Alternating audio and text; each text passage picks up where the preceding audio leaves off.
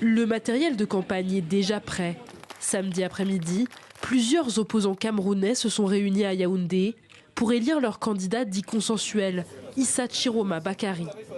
Je viens avec l'espoir, avec la réconciliation, avec la volonté de rassembler tous les Camerounais.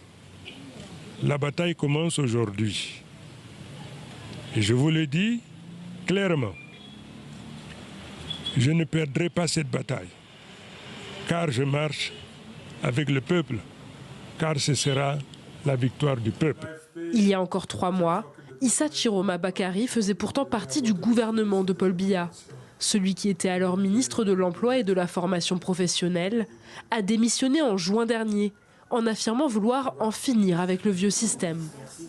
Dirigeant du Front pour le Salut National du Cameroun, longtemps allié du RDPC, le parti présidentiel, il est désormais adoubé par plusieurs poids lourds de l'opposition, comme le chef du Manidem.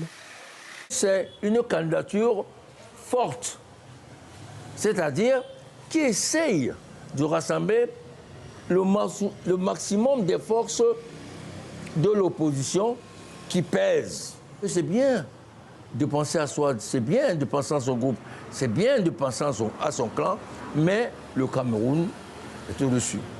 L'Union pour le changement affirme que la collaboration avec d'autres candidats reste possible, à condition que ceux-ci soient favorables à la mutualisation des énergies. Mais pour l'heure, la démarche ne semble pas convaincre tout le monde. Le principal opposant, Maurice Kamto, n'a pas encore donné de consigne de vote, tandis que le groupe de Douala et le parti de l'Alliance libérale refusent de s'y rallier.